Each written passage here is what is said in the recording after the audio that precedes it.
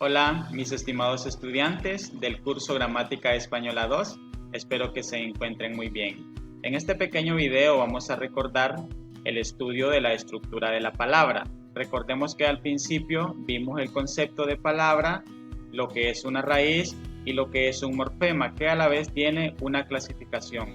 Todos estos elementos son conocidos como monemas. También estudiamos la estructura de la palabra a partir de la composición, de la sinapsia, disyunción, yuxtaposición y la parasíntesis. En este sentido voy a hacer énfasis en lo que es la composición de palabras por parasíntesis y por derivación, para que podamos estar claros del contenido y de esa forma establecer algunas diferencias. En principio recordábamos que un monema es la unidad mínima de la palabra, así como lo tenemos en este caso. Las palabras como cantaban, amar, estudiantes, intranquilo, pan internacional, cada una de ellas está constituida por un sinnúmero de monemas, que a la vez puede ser la raíz y a la vez pueden ser morfemas, ya sean derivativos o ya sean flexivos. Sabemos que la palabra es la unidad máxima de un monema y la unidad mínima de la sintaxis. Los monemas se clasifican en la raíz o lexema. La raíz o el lexema es la palabra original donde se derivan otro conjunto de palabras. El morfema es aquel que aporta un significado a la raíz o al lexema. Para que podamos entenderlo un poquito mejor, observemos el primer ejemplo. El verbo cantaban, que está conjugado. La raíz es can y el morfema es aban, aunque luego de eso aporta un sinnúmero de significados que son conocidos como desinencias, pero más adelante lo vamos a ver en el siguiente cuadrito.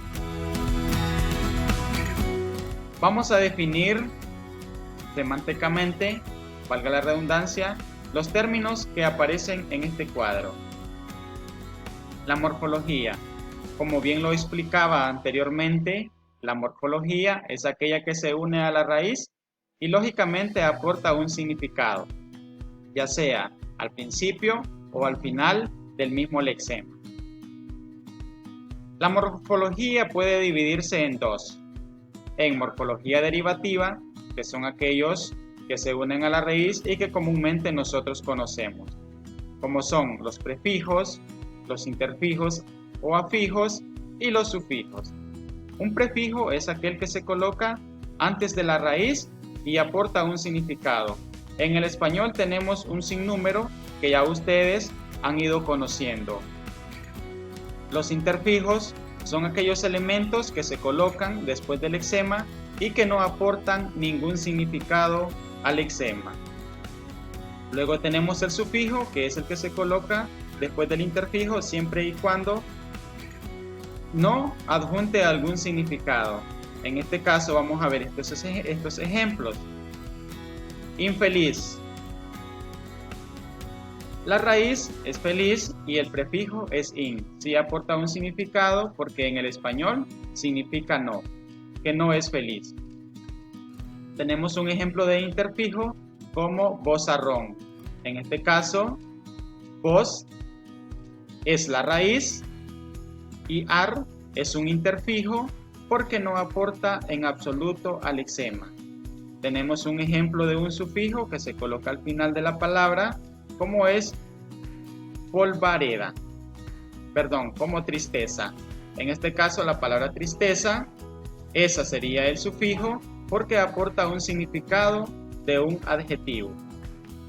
También la morfología puede ser flexiva y esta se clasifica en marca de palabra, género, número y las desinencias.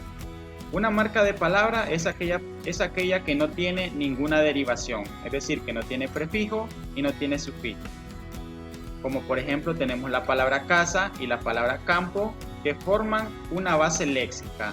No podemos decir que en este ejemplo cas es el lexema y que a va a ser un sufijo. No, toda la palabra constituye la base léxica. Entonces, esa vocal que se coloca al final de esa palabra se le conoce como marca de palabra. O podemos tener algunos ejemplos también que están constituidas por una base léxica y que no tienen marca de palabras, aquellas como mar, sol o pan. En el caso del género el número, que comúnmente conocemos, puede aportar un significado de femenino o masculino o de singular o plural. En el caso de las desinencias, estas funcionan más que todo en los verbos. Algunas de ellas pueden aportar lo que es voz, tiempo, aspecto, todo lo que tiene que ver con accidentes gramaticales.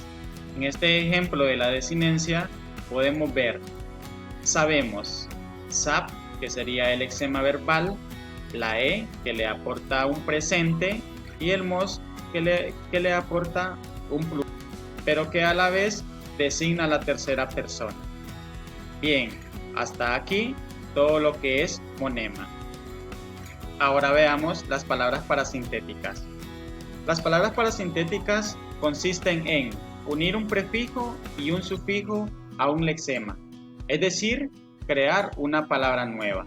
Las palabras por derivación lo que hacen es nada más componer una nueva palabra, pero que no existe en el español. En este caso, las parasintéticas sí existen en el español. Tanto el prefijo como el sufijo no aportan ningún significado al lexema. Existen dos métodos para poder entender o comprender que estamos frente a una palabra parasintética. El primero consiste en unir el prefijo y el lexema y ver que este no tiene significado. Unir el lexema más el sufijo y ver que esta palabra no tiene significado o que no existe en el español. Fijémonos en el primer ejemplo. Anaranjado es una palabra parasintética formada por un lexema, que es naran, un prefijo, que es a, y ado, que sería el sufijo. Al aplicar este método, decimos prefijo más lexema, anaranj, no existe en el español. El siguiente, que sería lexema más sufijo, naranjado, es una palabra que no existe en el español.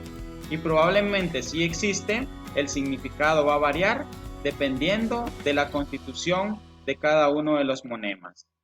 En este sentido, la a, que en el español es un prefijo que significa sin, no aporta significado a esta palabra. Y al quitarle este prefijo, estaríamos hablando de otro proceso de lexicalización.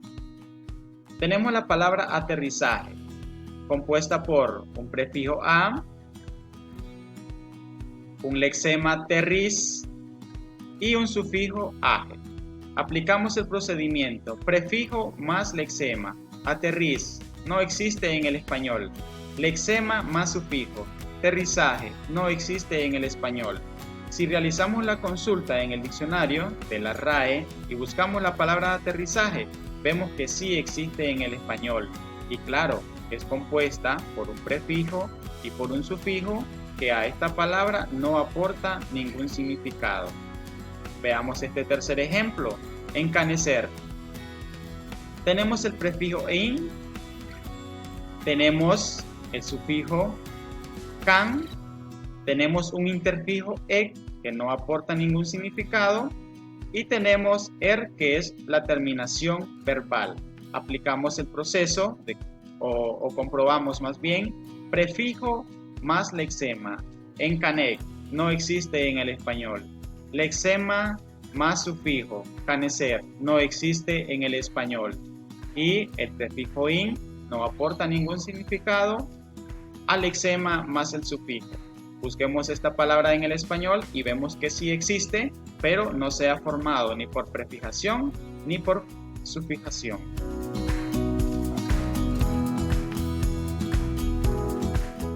También podemos tener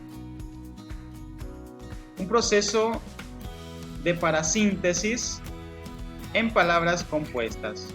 Por ejemplo, veinteañero. Podemos comprobar que esta palabra que ha sido formada por composición es una palabra parasintética formada por un lexema más otro lexema. Si al formar el lexema más el lexema no existe en el español, estamos hablando de una palabra parasintética. Por ejemplo, 20, aquí tenemos el primer lexema, y any tenemos el siguiente lexema. 20 años no existe en el español. Ahora veamos lexema más sufijo, que en este caso sería añero, no existe en el español. A lo que semánticamente esta palabra quiere expresar. Podemos establecer la diferencia con una palabra que sí es formada de prefijación y sufijación. En el caso de la palabra internacional, tenemos el prefijo inter, tenemos el lexema o la raíz, que es nación, y tenemos un sufijo que es al, que aporta un significado de adjetivo. En este caso, la palabra nación sí existe en el español. Si nosotros la buscamos, sí existe, pero la palabra internacional es añadida a través de un lexema. Inter, entre naciones. Vemos que esta palabra no existe en el que sí ha sido formada por un prefijo y por un sufijo. Bien chicos, hasta aquí. Espero que esto sea de mucho provecho para ustedes.